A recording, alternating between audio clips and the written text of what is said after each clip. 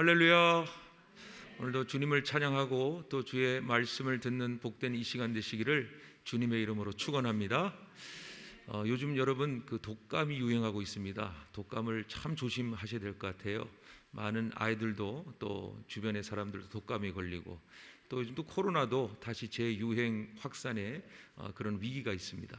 그러다 보니까 좀 새벽에 많은 분들이 병에 걸리셔서 나오지 못하는 경우가 많습니다. 저희 사모도 독감에 걸렸는데요. 목이 쉬어서 말을 못하더라고요. 애처롭고 안타까운데 한 가지 감사한 것은 말을 많이 안 하니까 좋더라고요. 한마디만 하면 되는데 두세 마디를 해서 말을 많이 안 하시고 절제하시고 말을 해주시니까 가정의 행복과 즐거움이 가득하지 않은가 그렇게 생각을 합니다. 웃자고 하는 소리고요. 오늘 하나님의 말씀을 듣고 하나님의 말씀으로 살아가는 듣기를 많이 하는 저와 여러분 되시기를 다시 한번 주님의 이름으로 축원합니다. 오늘 이 예레미야의 본문의 말씀을 이해하려면은 본래 이 말씀 가지고는 도무지 이해가 되지 않을 겁니다. 그래서 말씀은 사실은 통으로 봐야 되는데요. 그래도 그나마 나누어서 볼 말씀이라 한다면은 예레미야서 아마 저번 주에 하신 것 같은데 45장의 말씀과 오늘 본문의 말씀을 연관하여서 이어서 말씀을 봐야 할 것 같습니다. 45장의 말씀은 이제 예레미야의 예언을 기록한 서기관 바룩에 관한 말씀이 기록되어 있는데요. 특별히 이 성경은 바룩을 뭐라고 소개하고 있냐 봤더니 마세야의 손자다, 마세야의 손자다, 그리고 네리야의 아들이다 라고 되어 있어요. 이 바룩에 대한 가계, 말하면 그 위에 조상들에 대해서 얘기를 했죠. 그러면 오늘 본문 59절에 보면은 또 한 사람이 기록이 되어 있습니다. 바로 스라야라고 하는 한 사람이 기록되어 있는데요. 이 스라야는 시드기야 왕이 바벨론으로 갈 때에 함께 동참했던 병참관이라 한다는 것은 오늘의 국방부 장관 정도 되겠죠. 군사를 관장하는 그런 고위 관리인데 이 스라야를 보시면은 거기에 이 바룩과 동일한 한 사람이 소개되어 있습니다. 바로 네리야. 그러면은 이 바룩과 스라야는 네리야의 아들들이죠.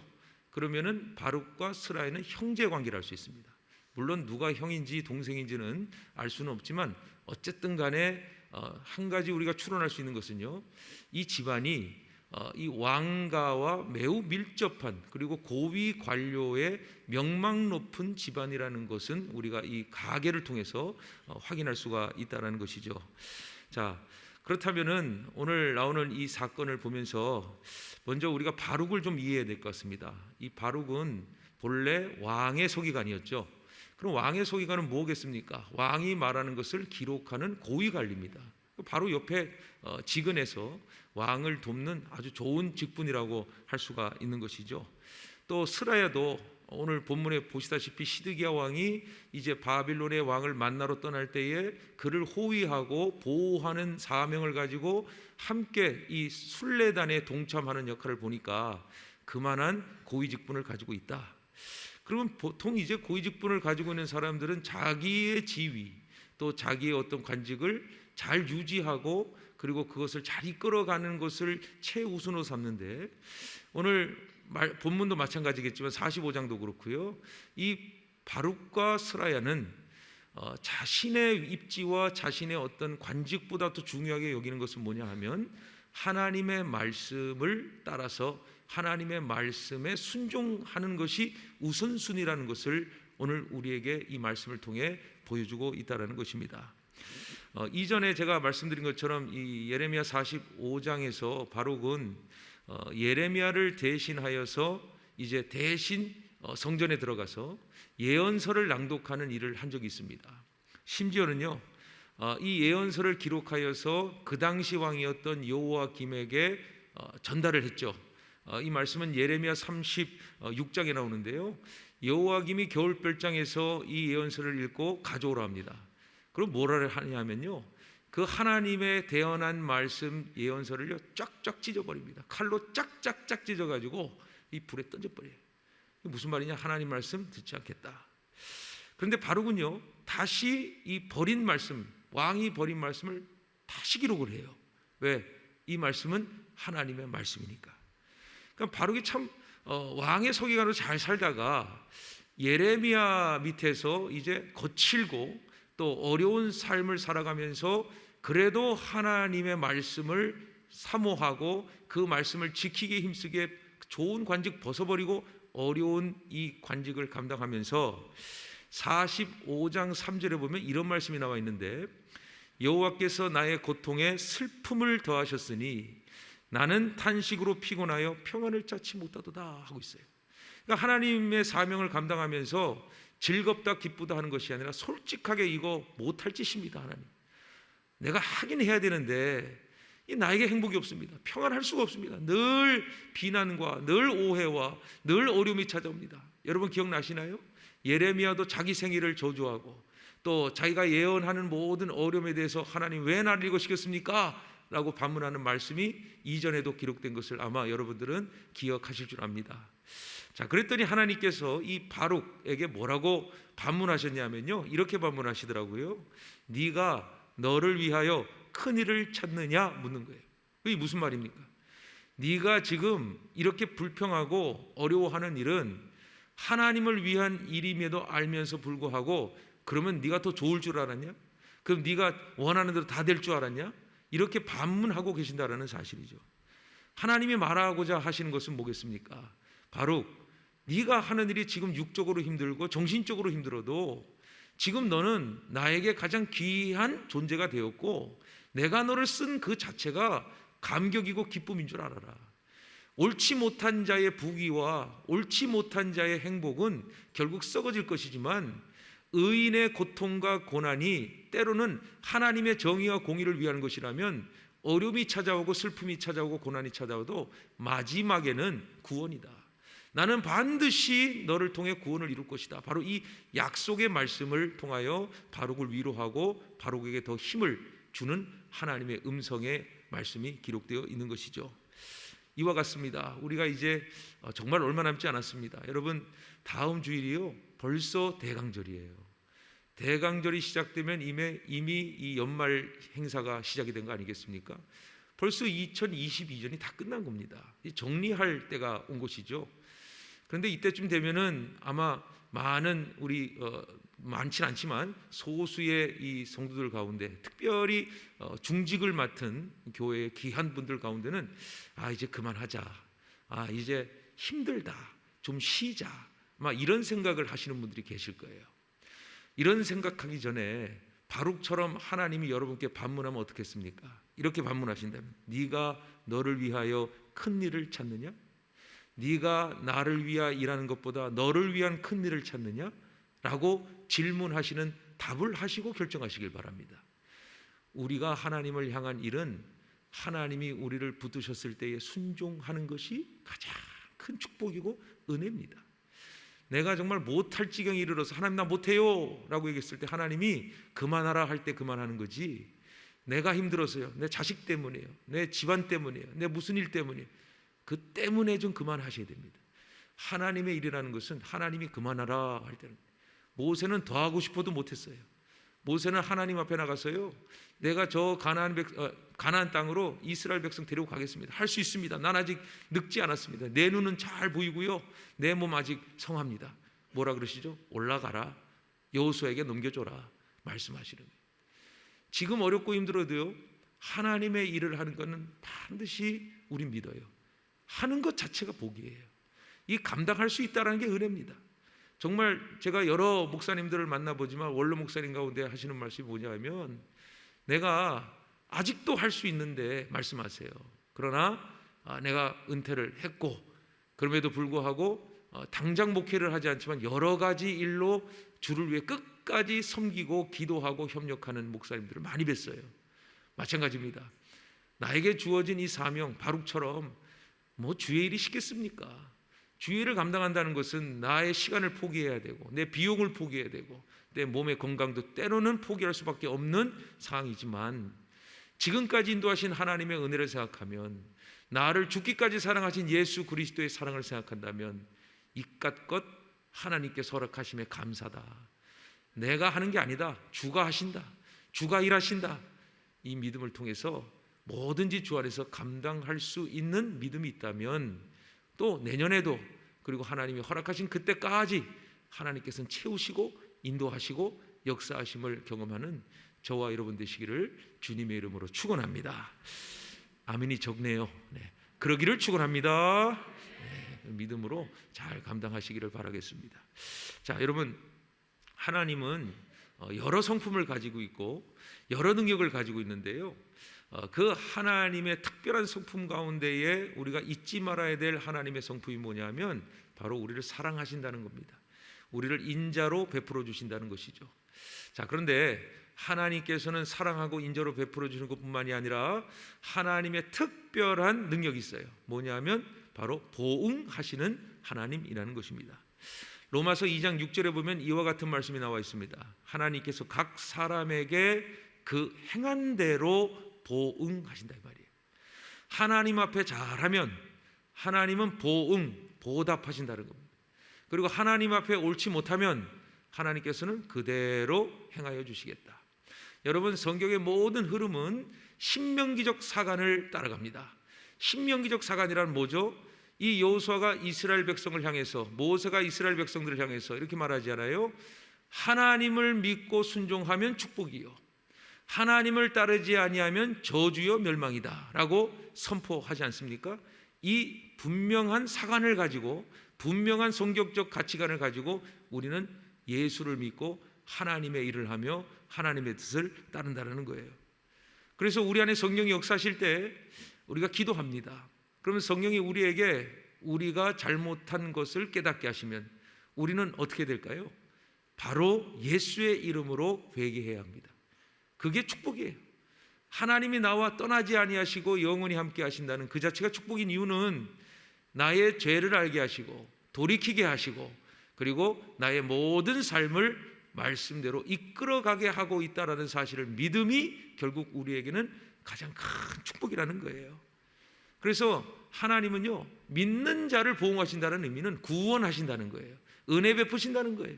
사랑을 끝까지 공급하여 주시겠다는 말이에요. 그래서 여러분, 이 보응이라는 표현을 잘 하시길 바랍니다. 보응은 헬라어로 아포디소미라고 있는데요, 그 의미가 여러 가지가 있어요. 반환하다, 청산하다, 넘겨주다, 돌려준다라는 뜻이. 하나님은 하는 그대로 보응, 돌려준다, 청산한다, 반환한다, 넘겨준다라는 의미로 우리에게 행하여 주신다라는 것을 알 수가 있습니다. 자, 이스라엘 백성이 하나님께 선택받은 민족이었죠. 하나님께서는 그들을 사랑하심으로 말미암아 법을 주셨습니다. 율법입니다. 율법을 지키고 행하라. 율법을 지킨다는 것은 행위로 지키는 것이 아니라 사랑함으로 지키라는 것이었죠. 그런데 그들은 행위만 했습니다. 행위로 하니 지겹죠. 사랑 없이 하고 믿음 없이 하니까 재미없죠.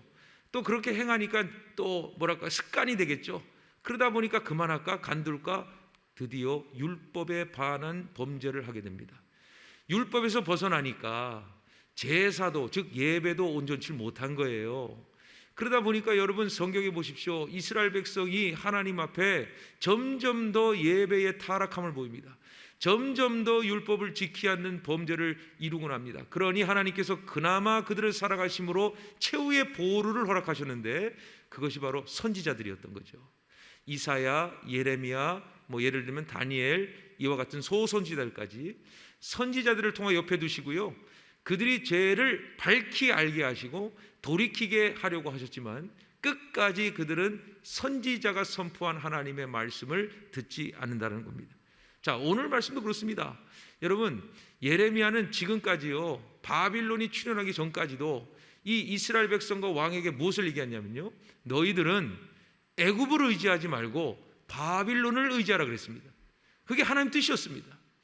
바빌론이 하나님께서 세우신 나라다라고 얘기했죠. 그랬더니 정치하는 사람들이, 친바벨론파들은 박수를 치면서 환영했어요. 왜냐하면 선지자가 바벨론을 좀 아네, 그래 이 사람을 정치적으로 이용하자라고 할 정도였어요. 근데 예레미야는 친바벨론파가 아니에요. 하나님께서 그들을 그나마 살려주시기 위하여 바벨론의 편에 서라고 한 거예요. 이 말은 무슨 말이냐면 바벨론에 편하서라는 것이 아니라 하나님의 말씀을 들을 귀와 하나님 앞에 간구한 입을 열어서 제발 좀 눈을 떠서 하나님의 뜻을 알라는 말이었어요. 국제정세를 모르는 거예요. 현실에 매여 있는 거예요. 옛 관습에 빠져서 애굽의 완전의 관계를 원했던 거예요. 그러니까 깨라고 말씀한 말씀이 바로 예레미야가 바벨론에 편해들라 그랬어요. 그런데 들었습니까? 안 들었습니까? 안 들었습니다. 그러니까 하나님께서 바벨론을 어떻게 하셨죠? 이스라엘의 심판의 도구로 삼아서 이 예루살렘을 완전히 초토화시키는 심판의 도구로 바벨론을 사용하셨다는 사실이죠. 아까도 45장에 바룩을 얘기했죠. 바룩이 기록한 말씀 가운데 46절부터 52장까지는 어떤 말씀이 기록되어 있냐면 하나님께서 하나님의 뜻을 따르지 않는 이 이스라엘을 치실 것과 그 다음부터 그 주변에 있는 모든 나라들까지도 하나님께서는 바벨론을 통하여 심판하실 것이다 라는 예언을 기록하고 있는데, 여러분도 아시지만 블레셋, 모압, 그리고 암몬, 에돔, 다메섹, 게달, 하솔, 이 남유다를 중심으로 해서 주변에 있는 모든 나라들 바벨론의 통치하에 들어갈 것이라는 예언, 이것이 바로 하나님의 심판이라는 예언. 주변이 그렇게 바벨론에 넘어감에도 불구하고 바벨론을 의지하지 못하는 저 어리석은 이스라엘 백성, 그 백성도 또한 내가 심판할 것이다 라고 성경은 명백하게 우리에게 알려주고 있다는 것입니다. 그런데 바벨론이 영원할까요? 그렇지 않아요. 마지막 52장에 보시면은요, 오늘 본문입니다. 예레미야는요 바벨론의 멸망을 예언하는 말씀을 가지고 가라라고 명령했다라는 것이죠. 여러분, 사실 이 바벨론이 정말 모든 제국의 기준입니다. 그래서 여러분 성경 보시면은요 바벨론이 요한계시록도 나오죠. 왜 나올까요? 하나님을 대적하는 인간 문명의 대표적 상징이 바로 바빌론이에요. 그래서 바벨론의 큰딸 바벨론이라는 것은 음녀를 얘기하는 겁니다. 음녀란 우상 숭배하고 하나님과 멀리하여 인간 중심적 삶을 사는, 내 중심적 삶을 사는 공동체, 제국, 나라 모두를 이 바벨론이라고 칭하고 있다는 거예요. 그러니까 여러분, 이 말씀을 통해서 우리가 아는 바는 뭐냐면 중심은 하나님께 있다는 거예요. 하나님은 어느 나라든지 들어쓰신다 이 말이에요.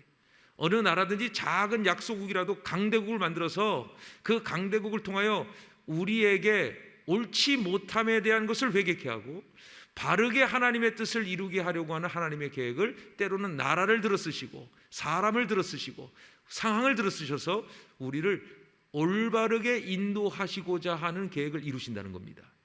그래서 여러분, 남 잘되고 남 복되는 것보다 더 중요한 것은 뭐냐?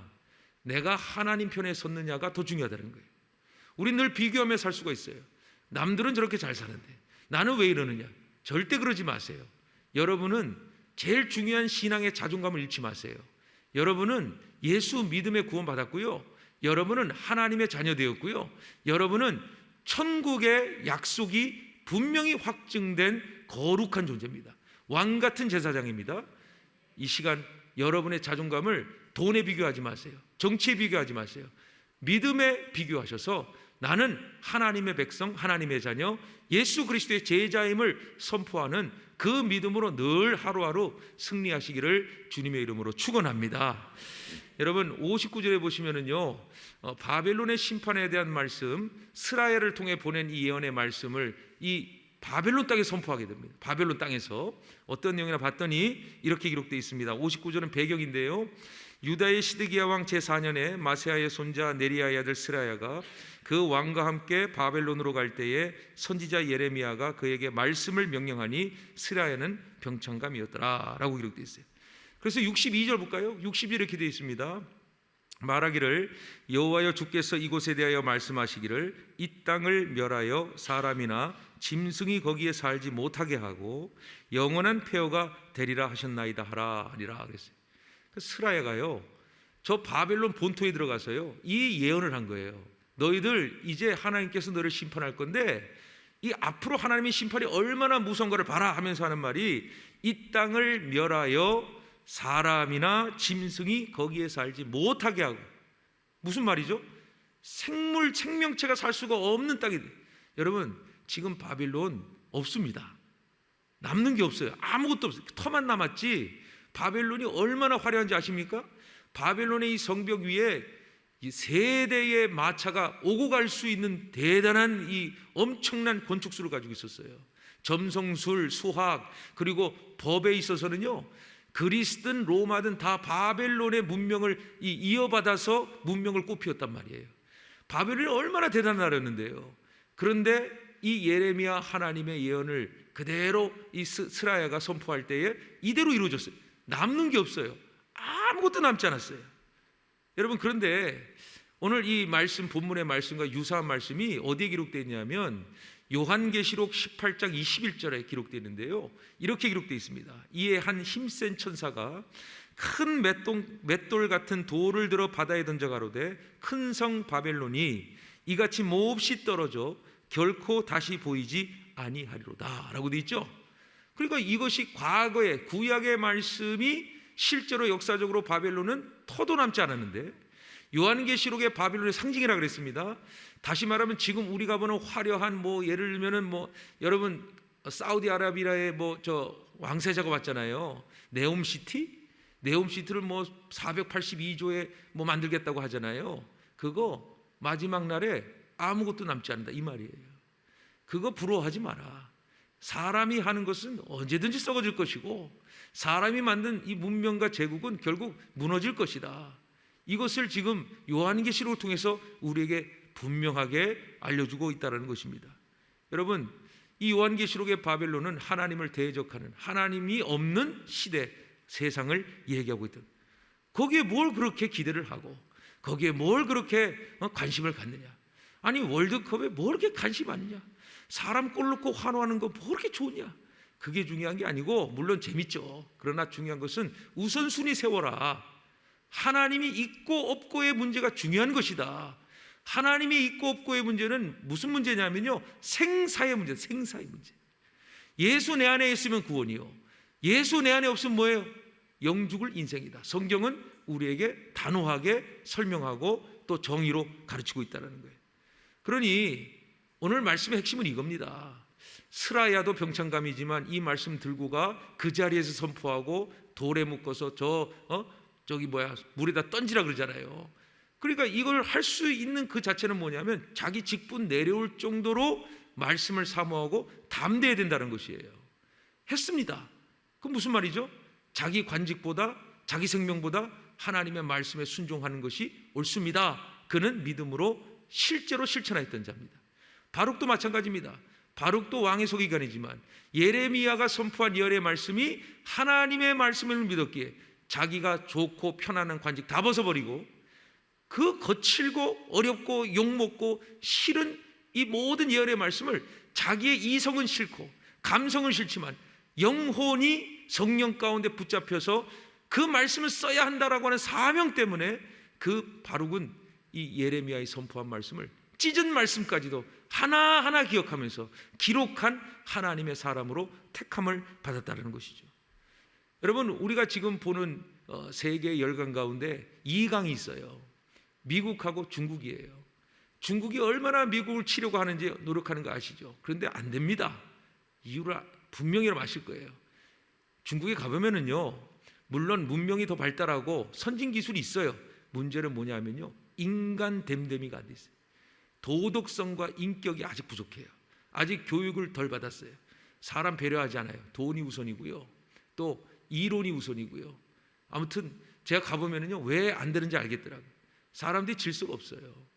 이 무슨 말이냐면 사람이 이 온전치 못한 사상과 교육을 받으면 생각이 바뀌는 거예요. 이 중국이 어떻습니까? 인권 침해 국가 아닙니까? 홍콩, 네팔, 티벳, 인도, 대만 정치적으로 지금 막 위협하고 있죠.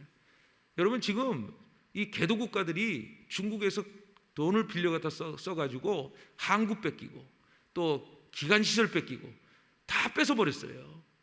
그 중국 겁니다. 100년 동안 써야 돼요. 그러면 그걸 가지고 뭐 하겠어요? 전략 자산을 만든 거예요. 그래서 어떻게든 자기들이 세계를 다 점령하겠다라는 의지를 보이고 있는데, 싸게 돈을 빌려주니까 돈 없는 나라들은 그저 신난다고 받은 거예요. 그러나 그 결과는 참혹한 결과를 얻었다라는 거예요. 왜? 그들의 사상은 인간 사상이니까요.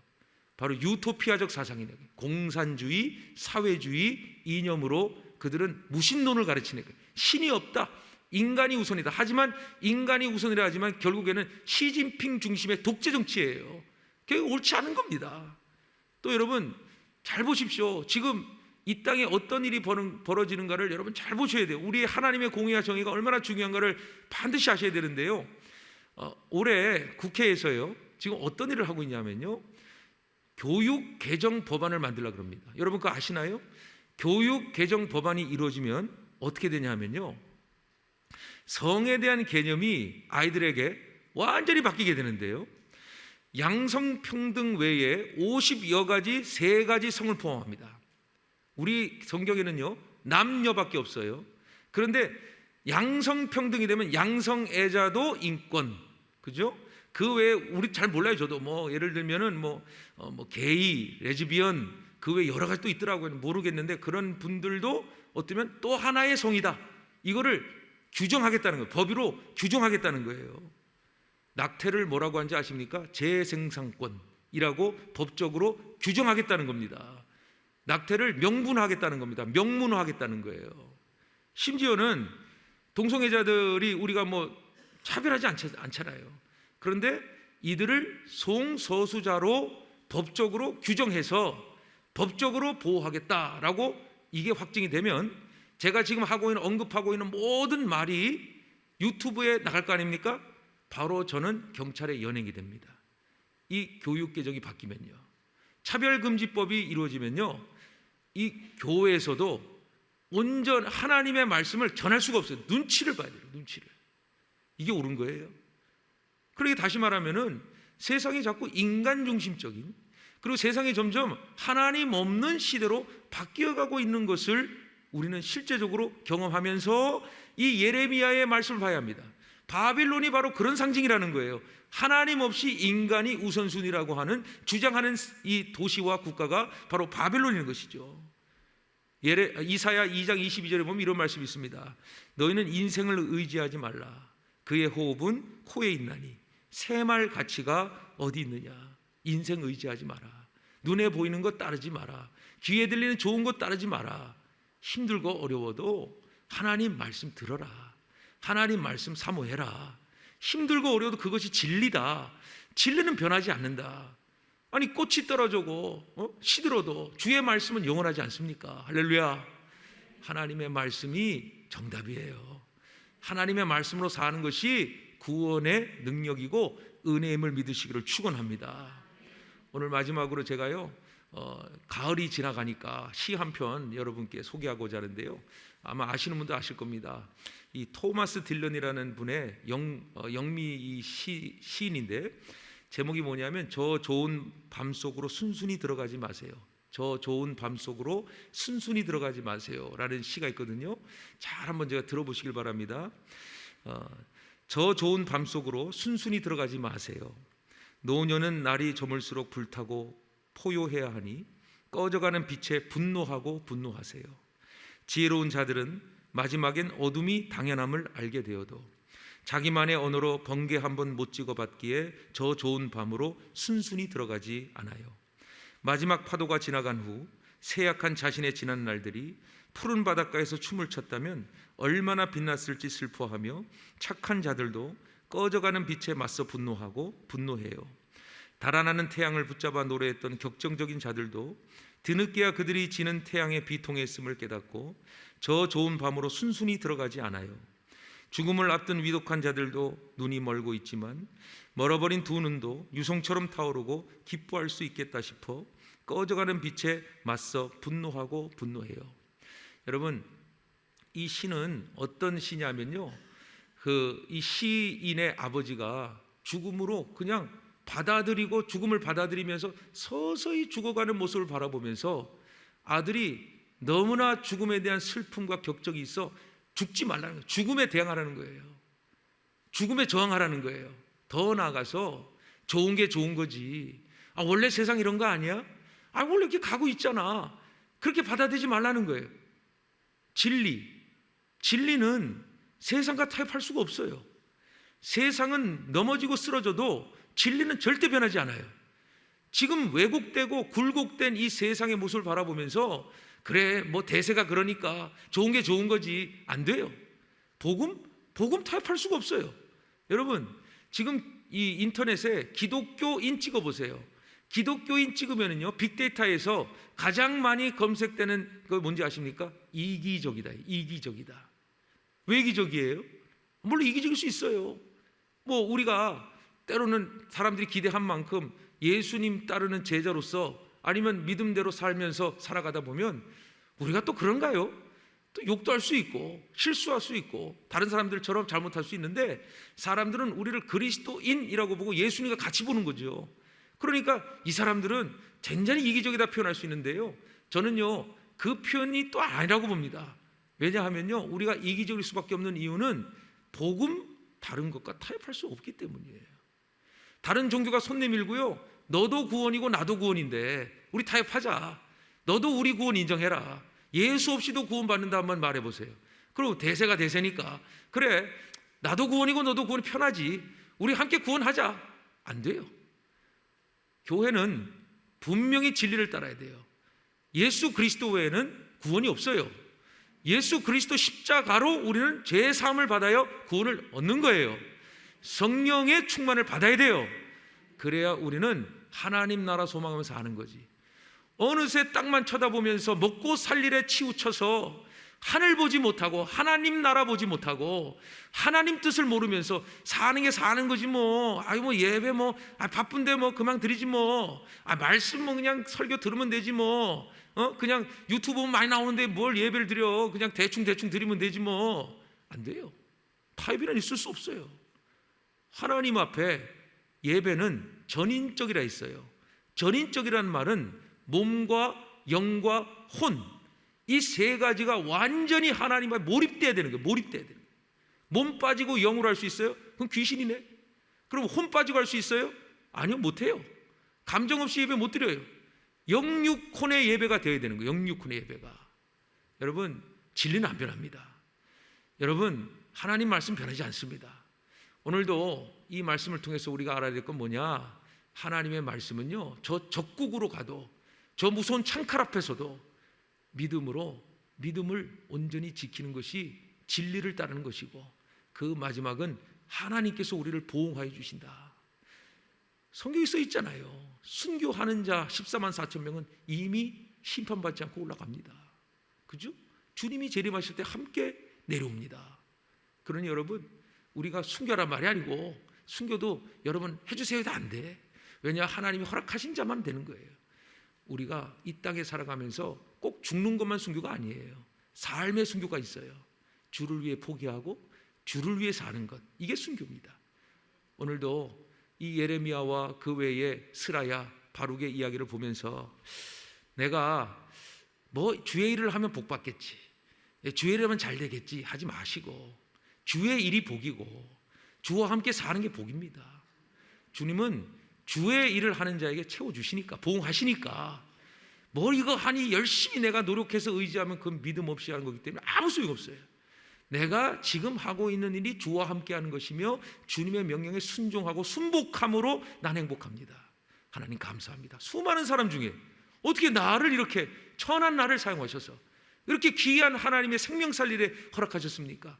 이 수요예배 정말 중요한데 하나님께 나를 부르셨으니, 하나님 내가 피곤하고 내가 일이 많아도 여기 왔음에 감사합니다. 나를 여기 예배자로 부르시니 감사합니다. 하나님 나를 삶의 예배자로 사용하여 주시옵소서. 여러분 이 시간 우리가 결단과 믿음으로 진리로 살아가는 여러분의 복된 삶이 하나님의 보응이 되시고, 영원히 하나님과 동행함을 기대하면서 땅만 보지 마시고 하늘 바라보면서 주님 오실 날을 기다리면서 하루하루 주님과 동행하는 복된 여러분 되시기를 주님의 이름으로 축원합니다.